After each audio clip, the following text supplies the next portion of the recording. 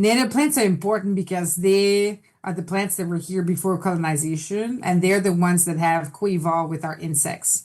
Like the case of the monarch, the caterpillar needs the chemicals of the swamp milkweed to be able to survive, so that it can become like a beautiful butterfly. And that relationship between like plants and insects and moths and butterflies and specifically is really important. Over 9 out of 10 of them depend on specific chemicals and specific native plants, just like the monarch, to be able to survive. Welcome to episode 63 of the Seed Farmer Podcast. The podcast where I want you to harvest seeds from some of the vegetables and flowers growing in your farm or garden, and then to plant that seed out to grow delicious vegetables and beautiful flowers. If you enjoy the Seed Farmer Podcast and find it to be a good resource that helps you improve your seed work and farming, please support the show at spreadsheet.farm/supportpodcast. I'm your host, Dan Brisebois, seed grower at Tournesol Cooperative Farm and author of The Seed Farmer, a complete guide to growing, using, and selling your own seeds. And we got another seed library conversation today. But first, news. And this is actually seed library news, but not related to today's episode. Rather, it's related to the Seed Library Network, which we featured in episode 52 of the podcast with my conversation with Rebecca Newburn.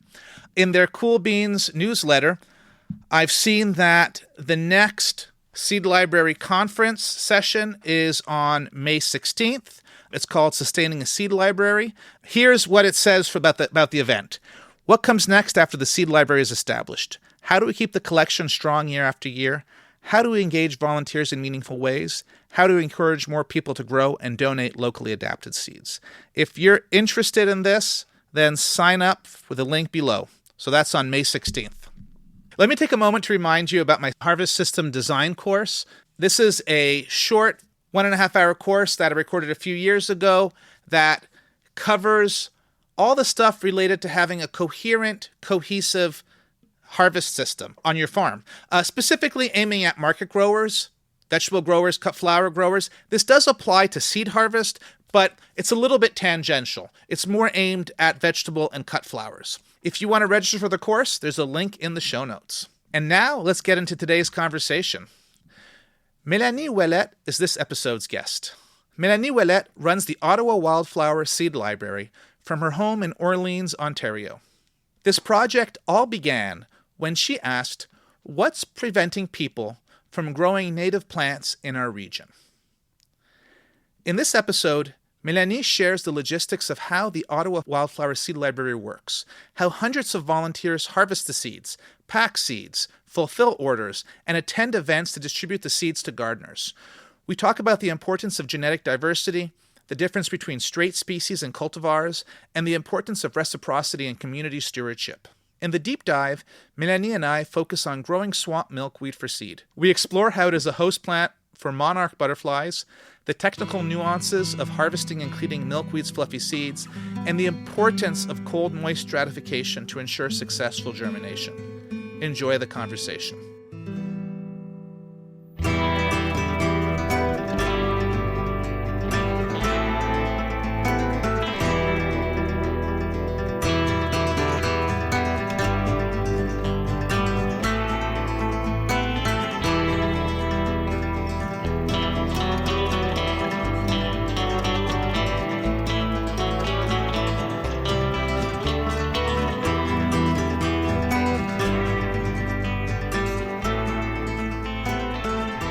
Hi, Mélanie. Welcome to the Seed Farmer Podcast. Thank you for having me. I want to start by saying that my wife is really excited that I'm talking to you today. She found out about you a couple years ago through Greta Krieger, who used to run Greta's Organic Gardens and Seeds, I think the right name. And she's been following the Ottawa Wildflower Seed Library ever since, and she's a super fan. So she's really excited to listen to this. Nice. Can you start off by telling us your seed story, how you first started paying attention to seeds or realizing that they were important? So I've always been interested in community movements, especially Indigenous people reappropriating what used to belong to them. And I studied international development studies as my undergrad, so I'm coming at it from that angle. So rematriating seeds to communities has always been really close to my heart. The longest memory I have remember caring about seeds is when I was young, my parents asked us to go to church every Sunday, and there was like a petition against Monsanto. And I remember signing the petition against like, the way that they use seeds and things like that. So I think that's how I became like familiar with the seed movement and like how seeds can be like weaponized and things like that and how important they are for the continuation of community food sources and things like that. So I think that's when I started being interested in seeds. When I started the Ottawa Wildflower Seed Library, I asked myself, like, what's preventing people from growing native plants in our region? And one of the barriers I found was lack of access to seeds. So that's kind of how I started, like, reintegrating seeds through our region because we didn't have any local seed distributor at that time. So that's kind of how I ended up starting the Ottawa Wildflower Seed Library. How many years ago did the seed library start? 5 years ago. Were you alone at the beginning? Like how did it begin? Yeah. So like I was watching like a video by Dr. Robin Wall Kimmerer. She's like an ethnobotanist that has written great books. And somebody asked her a question like the planet is on fire, and it included like things about seeds and things like that. So the planet is on fire. Can we do to help? And so she said, use your talents and do what you're passionate about. So that night I went and I made a list of the things I'm good at. And then I thought, what am I passionate about? And all I could think of was gardening. And I had planted my first native plant that May. And I saw how much joy it brought me compared to other types of seeds I'd grown in the past. I used to be more a traditional gardener. I also saw how much wildlife liked it. So I thought, oh, maybe that's what I should do. I should get people access to native plants. And then I asked myself, what's preventing people from accessing native plant gardening? And, seeds, as I mentioned, like was a big component. And then lack of easy to digest scientific resources.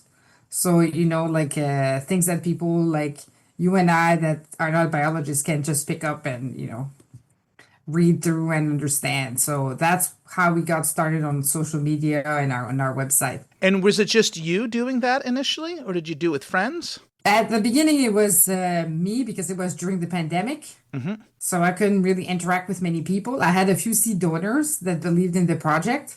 So it was me mailing seeds by myself in my home with a few seeds that people had given me, like in a safe way. And then the following year, I had more people helping out, and then more people helping out, more people helping out. And we've been doubling in size ever since, every year. Can you tell us a bit about I hesitate to use the word business model, because I know that you're not a business in the traditional sense of the word, but how does the Ottawa Wildflower Seed Library financially work? So it basically works because people pay it forward. So we give away plants for free and mail seeds for free and give away seeds for free locally. And it's basically like people paying it forward. So when they receive donations from us, they give us some money in exchange. So that's basically how we sustain ourselves through like individual donations. Yeah, so the seeds are free, but your donations help the organization continue. Yes, correct. Yes. And the way it works is like we're basically like a real library, and it's based on different indigenous principles that we have embedded in the seed library. One of the pillars being reciprocity. So we give seeds for free and plants for free, and we ask people to give back to the community however they can. So that can be like financial donations, but it can also be like volunteering with us, doing different things. And so the idea is you check out the seeds like you would check out a book at a library. And then once your flowers have bloomed and the seeds are ready to be harvested, you harvest them and you bring them back. So you check them back in. So then the movement keeps growing in that sense. Is there a physical location for this library? So right now, like everything is in my basement in Orleans, Ontario. Yeah. Do folks actually physically come to your house to get seeds, or are you mailing everything, or are you going, like I know you're also going to physical events to bring seeds. How do folks get those seeds? So we follow like Mother Nature. So because they are native seeds, they have to go through a freeze and thaw cycle, which is called cold stratification. So in the winter time, we basically sow our seeds in pots that we leave outside the whole winter. So we are not like traditional like seed growers where, February to May is our busiest season. Actually, like everything should be planted before February in our case. So because of that, we give seeds for free like in the fall during like events across the big region of Ottawa.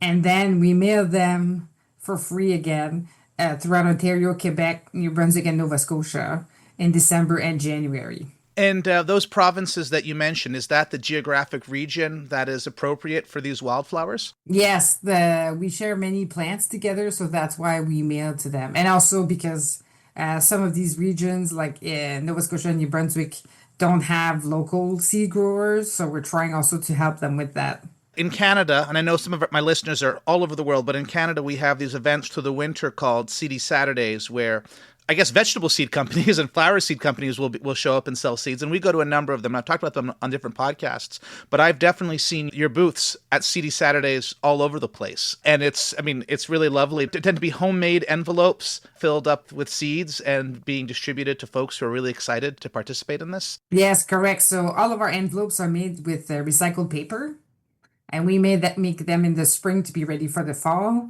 And we've donated over 100,000 envelopes this year again. So lots of native plants growing because of this movement. That's fantastic. So I was just at the Hull Seedy Saturday in Gatineau last week, and I noticed they had only 4 varieties left. And they were explaining to me, the two people who were there, that that's sort of almost what's left because all the seasonal stuff's already been given, and these are the things that can still be sown in the spring. Exactly. Those ones that don't have to go through the freeze and thaw cycle I talked about a little earlier. Yeah. So last year, like if people are interested and they want to get seeds, like last year we donated 265 different species in the fall. Wow. So if we basically have a lot of different seeds that we give away. So if people want to have some, they just have to show up at our events or order them from us in the fall. Where do the seeds come from? So people grow them in their personal gardens and then they harvest them themselves. And then we have a bunch of packers that pack the seeds for us and bring them to our events or to our local coordinators. And that gets pulled into events that we run one every weekend for a few weeks in the fall. So I definitely want to talk about the logistics and the whole team. So you said 265 varieties, and that's being supplied by home growers, essentially, home gardeners. Yes. That's a lot of varieties. Like we have a seed catalog with, I don't know, over 250 varieties. And I know how much work that is. And like, we're a paid team full of people. So it's just really impressive that you have that many different species being grown and curated by growers. Yes. How did you build up that network? Or did it just happen? It just happened because I think people are really good fundamentally and they want to participate and they want to do good for the environment. And so we're really like tapping into that source of good intentions, I would say, like that people have. And we have, more people that want to give than we need like every year. So, and we make sure every seed gets a home. It's very interesting because the business model is free. People don't have a vested interest also in giving us seeds that are not the straight species and are not native to Ontario because they're not going to receive anything from the fact that they're giving to us. There's no bonus, there's no money, there's no incentive for them to give us seeds. So it's really out of people's good hearts that we get to have so many species and so many varieties. How many species does the average gardener grow for you? I would say like a good grower for us would be like 20 to 30 species, I would say. Wow. But we have people that do like a lot more than that. Usually like when they first start, they get like super enthusiastic and they grow a lot. And then as the years go by, because their place is filled with plants, they slow down a little bit, like how much they're growing. So, or they start growing for community projects. So we have also a program to entice people to grow for community projects and trees for community projects. Um, so we have people that grow not for themselves, but to give back to the community. Do you have a definition of the types of plants that you're offering? What are wildflowers that work for your project? So like for us, like we accept only like straight species, so no cultivated varieties or cultivars. So we want really the genetics that's present in the wild that hasn't been altered. And we also use like a database called VASCAN. So whatever VASCAN says is native to Ontario, that's what we go for. So basically like everything that's native in that database we accept. Okay. Do you worry about population drift or genetic drift because it's being grown in a specific area for a while? Like, are you trying to mix seed from a few different growers together? Correct. Yes, we have like our major growers are intentionally buying from different sources to mix different things together. So then we have a mix of genetics in the collection. Some species it's not possible because there's not that much, we don't have that many donations or there's not that much sources that we can draw from. So, but we do our best to try to mix things up a little bit. Yeah. And when people donate us seeds, if I have like more than one species of the same seeds, more than one seed source for one species, I will mix them up before getting them packed too. So then we try to mix it up too. Can you explain to us why it's important to have a broad genetic diversity in the population? Well, so it really helps like them like sustain like different things, and as the years progress, they also take different characteristics of the stronger genetics too. So it's good from that perspective too, and it makes them more resilient to climate change and things like that. So that's also a good practice. And you don't want to like always draw from the same source because that's gonna weaken like the collection in general. So that's why we have those practices. And do you have a rough number of how many folks are growing for the library? A few hundreds for sure, but I don't know, like, cause it's like, cause the way it works is we're very decentralized. So we got like 5 or 6 different areas in the city where people can drop off things, like, seeds and pack seeds and things like that.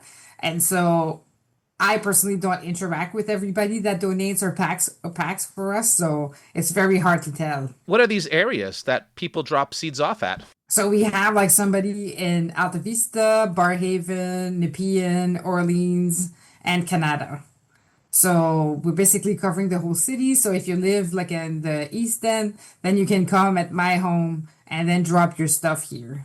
Or, I also coordinate like packers and things like that. So, and just for folks who aren't familiar with the geography, you're talking about communities in or around Ottawa. Correct. Yes. Yes. Our Ottawa is a very big place. Like I think from end to end, it's probably like an hour and a half or something by car. It's very big. So we try to like get closer to people by having like local coordinators, we call them. So these are actual people's houses. It's not like businesses or. Correct. So I want to transition to the actual like logistics of packing and all that, but it's happening in people's houses then. Correct. We also have events where we teach people how to pack seeds. And then often they go back home and pack seeds themselves, like watching TV and things like that. So we find that we have like super packers. So these are people that love to watch TV, but they feel guilty sometimes doing it and they like repetitive tasks. So, and they're retired. So if anybody that fits the profile, like, we're always looking for super packers, but that's the profile we're looking for. So they'd go to a workshop to get trained in about what's expected, and then they'd go home, do the work, and then they'd bring the seed to one of these 5 areas. Yeah, exactly. Exactly. You got it. Yeah. And we also have like labels that they can print themselves, like on our website. So they just have to put the label on top. And is that like on just like an Avery label that is printed out and then they put on one of the recyclable packs? Yeah, or you can use like just like, print like regular paper with Scotch tape. Even simpler. What are the different tasks or jobs that go from like packing to shipping the seed? Okay, so first, like we need the people to harvest the seeds. So that's like a specific skills, like, depending of the seed, they have like different requirements, as you can imagine. So then we need people to make envelopes to put the seeds in. Then we need people to pack the seeds. Then we need people to that are good at outreach events to come to our events and answer people's questions, and help them guide to select the right species for the right area that they have. And then we have people that will come when the mailing comes out, and then like one of them we call them shopping. So you basically print like a packing invoice, and then you just go walk around, and then you put seeds in like a little basket, and then somebody takes the seeds from the basket and then put them in mailing envelope, and then somebody puts the stamps on them. So those are basically the tasks like required from it. And we also have like events in the summer when we give away plants, which is a little bit like with the seed giveaway, where we want people that can help people select the right plants for their areas and can answer some questions for them. Do you have essentially an online store where things are free that people order from? Yes, correct. Yes. We opened it like on December 26th every year. And then we continue running it until we have no more seeds to donate. That sounds like a really busy time to get all those envelopes packed. Yes. Is that like weekend work, or how do you make it happen? Because this is like beside your normal life and job. Yes, yes. So this is like all volunteer driven. Nobody's paid. So it's mostly done like over the weekends. And for the mailing, we have like retired people or people that are not working that go over during the week. So we got a pretty broad, diverse group of volunteers that come from different walks of life, So we got pretty much every basis covered with the variety of volunteers that we have. Do you have an idea about how many volunteers you have? Well, it's definitely over 100 for sure, but the precise number I couldn't tell you. Yeah, but it's definitely over 100. It's really a beautiful community project and mobilization. Yes, and as I mentioned, like it really follows like international development principles where it's like grassroots, people led, like there's no money in it, like like it's all about reciprocity and being kind to one another and ethical harvesting, and being a good steward for the planet. So at this point, it sounds like it's really become much more than just you doing this. Oh, yes, definitely. Yes, yes, definitely. Have you been approached by other people trying to start similar organizations in other places? Yes, we have like somebody like in different areas of Ontario, like a few people that have contacted us that want to start their own seed libraries. So we've given them like starter kits, so pre-packaged and packed seeds so then they can get started. We talked to somebody from California that wanted to know how to reuse our model and how they can help people from that area. We supported almost like 100 libraries this year to disseminate seeds also locally for them. Yeah, so we are trying to build capacity outside of, Ottawa to help people get started. What advice would you give to somebody who's thinking about starting a project like this? I think like it would be like take it one day at a time and trust that you're gonna get what you need when you need it. It's never gonna be like overwhelmingly much more than what you need, but it's also you're always going to get something that you need. So you have to trust the process of how this works, that it's going to work out. Because when I started on like a business model where everything is free, I'm not aware of any organization that runs on that, like without membership fees and things like that. So it was quite a gamble, I would say. But ever since I started this, like I always get the right people doing the right tasks at the right time. The money flows in. Like, we're not rich, but every year we make a little bit of money extra, just to say, like, just enough to get going, but, not so much that we accumulate profit. So we always like break even, I guess. You break even in terms of volunteer resources and break even in terms of financial resources. So you got to trust the process that it's going to work out. What do you love the most about this work? Well, I think like there's a human side of it and an ecological side of it. I think from a human side perspective, Like, I'm really proud to see how much it gives other people's purpose in life. They really feel like invested in it and they really feel like it gives meaning to their life. So that makes me really happy. And from an ecosystem perspective, like, I love seeing the wildlife that it attracts and supports and doing my little contribution for the planet. And have you made some good friends doing this? Yes, definitely. That's one of the things I really enjoy too is like meeting like-minded people that share the same values and, are decent humans. If you're already a seed farmer, or even just thinking about harvesting seed from your plants for the first time, head over to seedgrowers.farm for my free seed grower resources. There is cross-pollination information, seed yield information, even a few seed spreadsheets. There's also a list of my favorite seed books and podcasts. While you're there, you can also sign up for my weekly newsletter to get seed grower tips and stories straight into your inbox. So head to seedgrowers.farm for my seed grower resources. Now, back to the show. So I want to pivot into kind of talking a little bit more technically, kind of getting to our seed deep dive. And you mentioned that you wanted to talk about milkweed as a crop. Why did you choose this as a seed crop for us to talk about? Because I know like a lot of people care deeply about the monarch butterfly, and it's the monarch butterfly's host plant, meaning that the specific chemicals in milkweed are needed by the caterpillars to be able to survive. And if you don't grow milkweed, you don't get monarch. So I thought that people might find that interesting. And we need a path of milkweed going across their whole migratory patterns to make it happen. Yes, correct. There's different types of milkweed. There's like common, which is more common, pun intended. But the one I'm going to talk about is swamp milkweed. It doesn't spread by rhizome. It tolerates like more drier areas than its name suggests.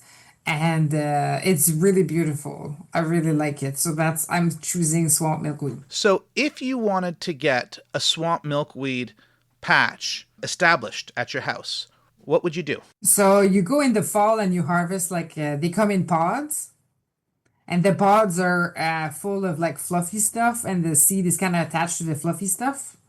So you got to separate the fluffy stuff from the seed. There's different ways of going about it. If you pinch the fluff appropriately and just rub your fingers, then it's going to detach really easily. But if you are too late, then you can take the seeds, put them in a bucket, put a screen on top, and then run like a hair dryer in it. And then when you go outside, the fluff, and don't do this inside, when you go outside, the fluff is all going to blow away and you're going to be left with the seeds at the bottom. So the trick that you were saying about doing it like the quick way, are the seeds kind of all in one part of the pod and then you're kind of grabbing the fluff somewhere else? Or can you describe what that looks like, pulling the fluff off in the effective way? So you have to pinch like the top of the pod because when you open it, you're going to see that the seeds are more like at the bottom and they're all attached to a little piece of fluff because the seed reproduces by like wind. So they kind of like the wind blows them away. Then the fluff touches something and then the seed detaches and then falls off. So what you're trying to do is pinch the other extreme where the seeds are not to make sure that you're catching all the fluff. And then you just rub your fingers to detach the seed from the fluff. I have a video on YouTube that shows you how to do that if people are curious. Oh, even better, even better. It's hard to explain, but and people have used like the milkweed fluff, you can keep and make different things with it. Some people like I don't know if you've seen that, but there are companies now that make like clothing using milkweed fluff. They were actually used like in World War II to make like life jackets and things like that. Like instead of like down? Yes, correct. Yeah, you can. It does replace down. Yeah, that's a good way to put it. So and birds use it to make their nests. So like as a seed farmer who grows vegetable seeds, I am trying to get every last seed I can. And I don't want seed to shatter and stay in the field because it's going to become a weed next year. Like if I have an arugula crop, the more arugula I miss, the more I got to deal with it next year. When you're harvesting a wildflower, are you trying to leave some behind? What is the approach? Like, how much are you harvesting? Because I know with wildcrafting, there's different philosophies, and I know there's different stages of life of the crop. How does it work for the seeds? Especially in the case of swamp milkweed. Exactly. So for us, because we are seed savers, we try to save most of the seeds, but some will leave out for wildlife that we know we have an abundance of. So I'm gonna harvest all of my swamp milkweed seeds because I know there's a big demand for it. But New England aster that I have, there's not that many. We have a lot more seeds than there's a demand for it. So I leave them on my stems for the birds to eat. For the seeds you were describing, you can expect to have some babies, if you leave the seeds outside. But in our case, like what we do is we have like plant giveaways. So whatever extra babies we have, like it's not lost, we give them during those events to people that want to grow them. So folks would dig them up from their garden where they self-sowed and put them in little pots and then bring them to giveaway. Yeah, well, for the giveaway, we don't really pot stuff. We just put them in buckets of water and we bring them as is. It's a lot less work. It's a lot less expensive. Plus now with the jumping worms and things like that, like it's best not to exchange like soil and things like that. So it's even better from that perspective. And plus, sometimes beginners don't know that you're supposed to put your plants like in water before you transplant them or make sure they're really watered properly. So it also reduces transplantation shock and help beginners have a better success rate than if we put them in pots and they would know like. So anyway, so there's a lot of benefits to just bringing the plant as is in a bucket of water. So that's what we usually do. Oh, that's great. Now, to establish a milkweed patch, you've harvested the seed, you've separated it. What do you do next? Milkweed needs like 30 days of what's called cold moist stratification. So it's basically going through freeze and thaw cycle of the springtime. The reason why it has to go through that is because it's evolved to sustain our harsh winters. So it's got this protective shells around it that can only be broken through the springtime and that freeze and thaw cycle. So what we do is we take the seeds in January-ish, February-ish, and then we sow them in regular gardening pots with potting mix. We sprinkle them on top, and then we take those pots and we leave them outside for the whole winter. And then in a few months after that, it's going to germinate and produce like little seedlings. And then you'd plant them where you want them in the garden. Yeah, we don't recommend direct sowing because there's different issues with that. Like you have a way reduced germination rate because the seeds are going to be eaten or blown away or you're going to misplace them. Anyways, so what we recommend is really starting them in pots. And then once they reach like about an inch tall, then you transplant them into your garden. Is that an approach that you recommend for a lot of the other wildflowers? The kind of that extra care and love to get the seedling before you plant it out? Yeah, some people like are really good at giving extra care and love. Those are like our super growers too, usually. For me, I'm more of a good luck and survive kind of person. It's the survival of the fittest in my garden. So I'm just like, good luck. I make sure they're, soaked in water before I transplant them and then put them in the ground and then I will water them, but maybe for a week or two and then they're on their own to survive. And that's the beauty of native plants because they used to grow without human intervention. They're a lot more resilient than other plants that you will find. And you don't have to mend the soil. You don't have to water them. You don't have to use fertilizers. They're just like used to grow in our soil. So survival of the fittest works also for that approach. What does your garden or your yard look like nowadays, 5 years after you've been on this journey? So I just have one tiny strip of lawn between each one of my neighbors. And the rest is filled with native plants. And so you got rid of your tomatoes and any other garden crops? Yes, because I don't have the patience to water. That's my problem. No babying. So, yeah, so I have like, I do grow like fruit, but they're native fruit, like black raspberries. I have wild currant. I have like serviceberry. So I have like different things that I grow that I can eat, but it's just like they're perennials and they're not annual. So I guess that's what I'm saying. Yeah. Do you do any kind of weeding or maintenance in there? Not that much anymore because what I've done is I've grown like wild strawberries and woolly blue violet amongst my plants. They act as green mulch and as a ground cover. Because of them, I don't really have to weed anymore. I weed like maybe 3 times a summer, and that's pretty much it. And it's just to remove like buckthorn samplings or things like that. But like it's really minimal, which I don't like because I love weeding. I mean, that's good to get those buckthorn seedlings out. You don't want to prick your finger. Agreed. So, what would you tell your younger seed growing self? I mean, at any phase of your seed growing life that you want to give advice to yourself. So I would say like get to know the plants, and the plants will let you know when they're ready to be harvested. Because you're gonna figure out after a while that there's a pattern to seed harvesting. Because remember, I'm dealing with like 265 different species, so different types of plants have different requirements, and it's all about knowing them. And so I would tell myself to be like patient and to get to know the plants, and then yeah, the plants are gonna after a while you're gonna get the gist of it because there's a lot more similarities than you would think in the beginning. And what would you say to market growers to inspire them to start growing seed? I would say what's interesting about growing seeds is, especially those that you have harvested, is that you know where they come from. And, if you've taken your seeds locally, they're more adapted to your climate than others that come from elsewhere would.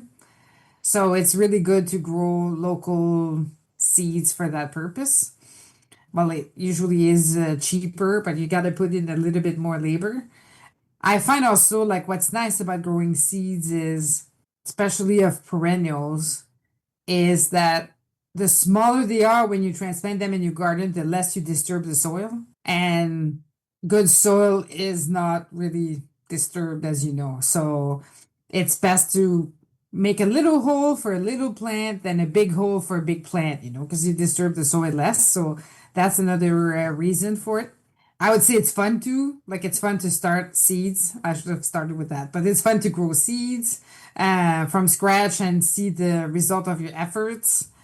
Yes, and it's really nice to get to know your plants and know when the seeds are going to be ready, and like it's an exciting world. And what would you say to, I guess, to market growers, but to people in general to inspire them to grow more wildflowers in their environment? Yeah, so I would say like it's like we've really like the suburbia has really like and the lawn that we have is really like a 1700 way of looking at or whatever that was when they started having lawn. Like it's a really old way of looking at space. The problem is that we've put lawn like to a scale where it's really detrimental to the environment. Like a little bit of lawn here and there is fine because we need some for kids and we need some for dogs and so forth. But I really want people to evaluate like how much lawn do I really need, and then think about, like what can I give back to the environment from what I'm taking? Because we're all taking from the environment because we exist. How can I give back from what I am gaining from nature every day? And so then convert like unused pieces of your lawn. You can also grow your vegetables. Like I'm not against that. That's really good because the more local we grow, the better. But native plants can be a companion for your vegetable garden because they're going to bring in the pollinators. And it doesn't have to be one or the other. Like one can complement the other. There's a lot of perennials that people can eat that are native plants. I mentioned a few there, but there's like raspberries, there's strawberries, there's some medicinal plants too that people use to make teas, for example, or like ointments and stuff like that. So it's all about knowing your plants and what fits in the right spot. So that's what I would say. Is there something that I should have asked you that I didn't? Why maybe grow native plants? Why should you grow native plants? So I think like I've mentioned this a little bit, but maybe I can be a little bit more specific. So Native plants are important because they are the plants that were here before colonization, and they're the ones that have co-evolved with our insects. And so I mentioned previously, like the case of the monarch, like the caterpillar needs the chemicals of the swamp milkweed to be able to survive, so that it can become like a beautiful butterfly. And that relationship between like plants and insects and moths and butterflies specifically is really important. Over 9 out of 10 of them depend on specific chemicals and specific native plants, just like the monarch, to be able to survive. And so sometimes people will say, oh, the pollinators are really important, and they are, but at this stage of their life when they're pollinators is when the butterflies and the moths are adults. And so at that time, they're really like generalists. So they can eat pretty much anything. So basically, what you want is maximize your ecological impact by growing the plants that their babies need to survive. So that's one reason, the ecological reason to grow native plants. But also from our perspective as human, is if you select the right plant for the right environment, then you don't have to water them, you don't have to fertilize them, you don't have to use pesticides. They just grow by themselves in nature. So they're a lot less maintenance than what you would typically find, and they're the majority of them are all like perennial, so they're going to come back from year to year, so you don't have to worry about every year what you're going to grow. They just come back. So I find that that's also another good reason for us to grow native plants. Thank you. How can people find out more about what you're doing? So we're inviting them to visit our website. So it's wildflowerseedlibrary.ca. Or we have a really active group on Facebook, and we are also on Instagram. And if you're not on social media, you can also become part of our newsletter and receive it in your inbox and get to know about the Ottawa Wildflower Seed Library and all of our upcoming events. Well, thank you so much for this conversation. I've got a feeling we'll be growing more wildflowers in our backyard this summer than we were before. Good. Good. Thank you so much for having me. And I hope you have a great season. Thank you. You too. And that's episode 63 of the Seed Farmer Podcast. Thank you, Mélanie, for being on the podcast. I'm really curious to see how many wildflowers we add to our backyard this season. Thank you to Sophia Sidelton for the theme music. You can hear more of their music at sophiasidelton.com. Thank you to Molly Brisebois for editing this episode, and thank you so much for joining me in these conversations with seed farmers. You can find more seed growing resources on my blog at seedgrowers.farm. While you're there, you can subscribe to my newsletter full of seed growing, crop planning, and farm spreadsheets. You can also find out where to order a copy of my book, The Seed Farmer, a complete guide to growing, using, and selling your own seed. And you can support the podcast at spreadsheet.farm/support-podcast or follow the link in the show notes. If you haven't already subscribed to this podcast, now's the time. You wouldn't want to miss the next episode. Until then, happy farming.